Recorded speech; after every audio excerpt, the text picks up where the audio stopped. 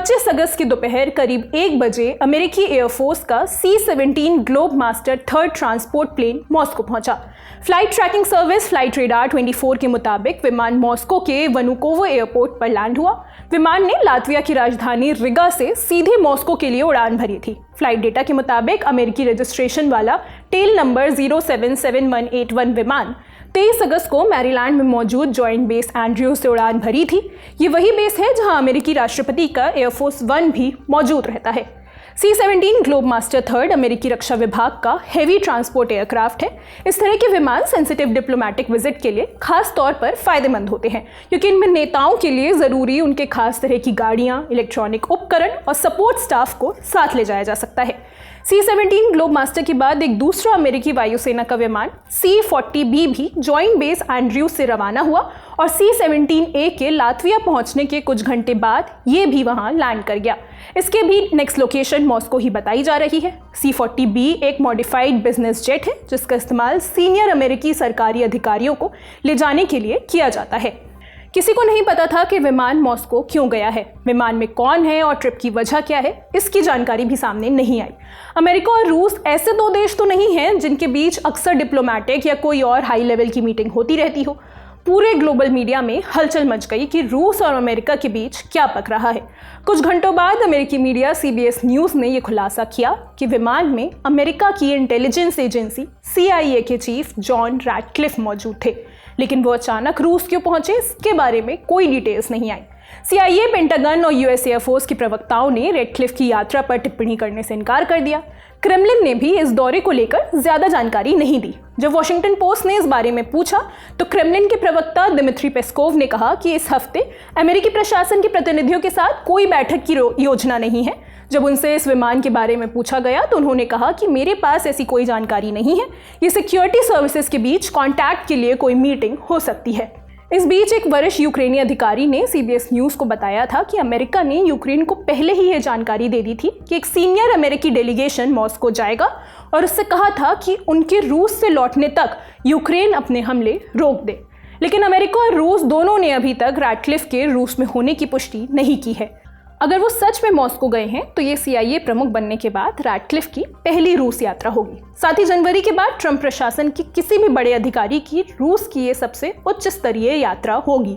जनवरी में ट्रंप के खास दूत स्टीव विटकॉफ और जेरेड कुशनर ने राष्ट्रपति व्लादिमीर पुतिन से मुलाकात की थी।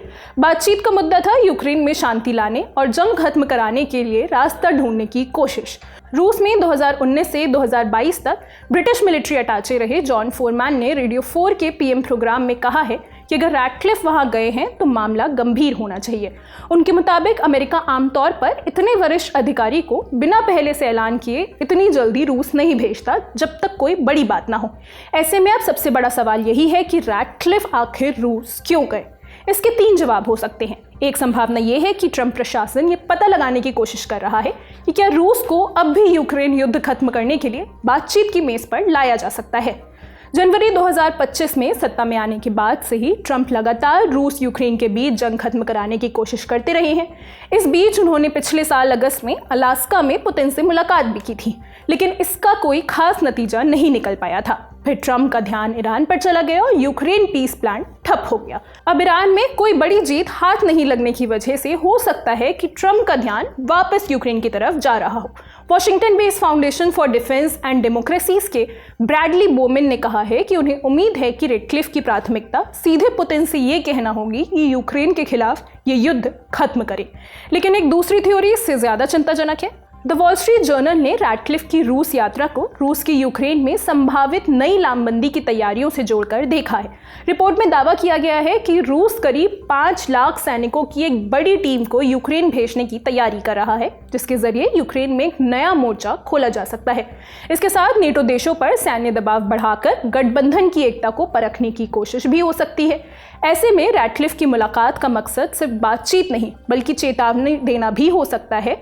माने वो पुतिन को ये मैसेज देना चाह रहे हो कि हम जानते हैं कि आप क्या करने की सोच रहे हैं और बेहतर होगा कि आप ऐसा ना करें। ऐसा पहले भी हो चुका है। बाइडेन प्रशासन के दौरान भी CIA के रास्ते मॉस्को में इसी तरह के सेंसिटिव मैसेज पहुंचाए गए थे। ये बात यूक्रेन जंग शुरू होने से ठीक पहले की है। उस वक्त सीआईए के डायरेक्टर विलियम बर्न्स थे, जो पहले रूस में अमेरिकी राजदूत भी रह चुके थे। वो नवंबर 2021 में मॉस्को गए थे। बर्न्स ने रूसी अधिकारी के अलावा राष्ट्रपति पुतिन से भी मुलाकात की थी। न्यूयॉर्क टाइम्स में छपे एक आर्टिकल के मुताबिक बर्न्स ने तब पुतिन को साफ चेतावनी दी थी कि अमेरिका के पास रूस के यूक्रेन पर बड़े पैमाने पर हमले की तैयारियों से जुड़ी खुफिया जानकारी है और ऐसा हमला नहीं होना चाहिए। हालांकि इस वार्निंग का रूस पर कोई खास असर नहीं हुआ। फरवरी 2022 में रूस ने यूक्रेन पर हमला कर दिया था। इसके बाद उसी साल के आखिर में बर्न्स ने तुर्की में अपने रूसी समकक्ष से भी मुलाकात की थी।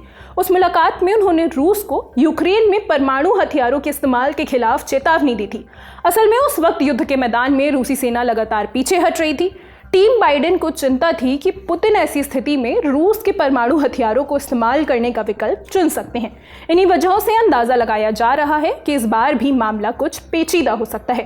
रेडक्लिफ की रूस जाने की दूसरी वजह हो सकती है ईरान जंग। रूस मामलों पर जानकारी रखने वाली एंजेला स्टेंट ने जर्मन न्यूज़ नेटवर्क DW से कहा कि अलग अलग रिपोर्ट्स में ये लगातार कहा गया है कि रूस ईरान को क्षेत्र में मौजूद अमेरिकी ठिकानों से जुड़ी खुफिया जानकारी उपलब्ध करा रहा है। ऐसे में संभव है कि इसी इंटेलिजेंस से कुछ अमेरिकी ठिकानों पर ईरानी हमलों में मदद की हो। इसके अलावा ट्रंप प्रशासन उन देशों पर भी प्रतिबंध लगा रहा है जो ईरान के साथ व्यापार करते हैं।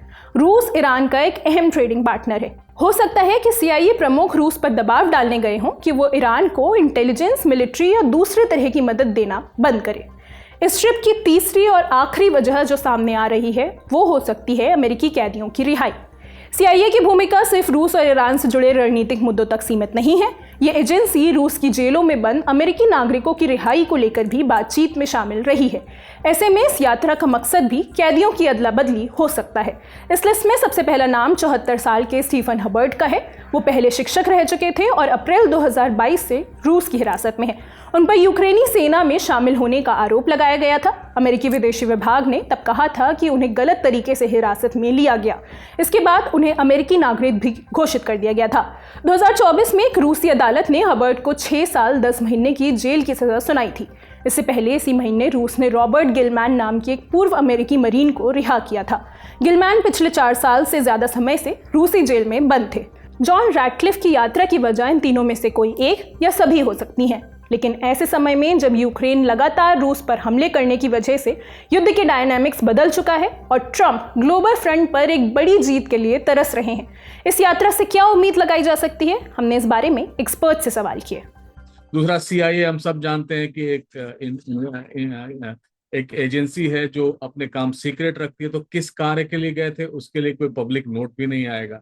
लेकिन कयास ही लगाया जा सकता है। मुझे सबसे इंपॉर्टेंट लग रहा है कि इस समय रूस एक हाइब्रिड वॉर की तरफ भी बढ़ रहा है, जिसमें वो नेटो के इंटरेस्ट को खासकर जो देखा गया था जर्मनी के लिप्जिग एयरपोर्ट पर कुछ एक्सप्लोसिव रखे थे और उसी एयरपोर्ट पर यूक्रेन के लिए जाने वाले कुछ सामान, युद्ध के सामान रखे हुए थे, तो उसको लेकर हो सकता है। दूसरा, मुझे इसकी बहुत ज्यादा प्रोबेबिलिटी लग रही है कि रूस ईरान के साथ, जैसा कि स्पेकुलेशन है, इंटेलिजेंस शेयर कर रहा है। इंटेलिजेंस यानी जो मिलिट्री इंस्टॉलेशंस हैं अमेरिका के वेस्ट एशिया में, उनके बारे में, मिसाइल की फ्लाइट और ट्रेजेक्ट्री के बारे में, कैसे अटैक किया जाए, ये सारी बातें भी हैं। तीसरी जो सबसे प्रोबेबल है कि प्रिजनर एक्सचेंज की भी बात हो रही है कि शायद वो प्रिजनर एक्सचेंज करेंगे ऐसे समय में जब पूरे अमेरिका और इसके बीच तो संबंध स्थापित हो गए हैं, लेकिन कुछ अमेरिकी प्रिजनर्स इस समय रूसी जेल में है और कुछ रूसी प्रिजनर्स अमेरिकी जेल में है, तो उनके भी स्वैप, और पहले ऐसा हुआ भी है।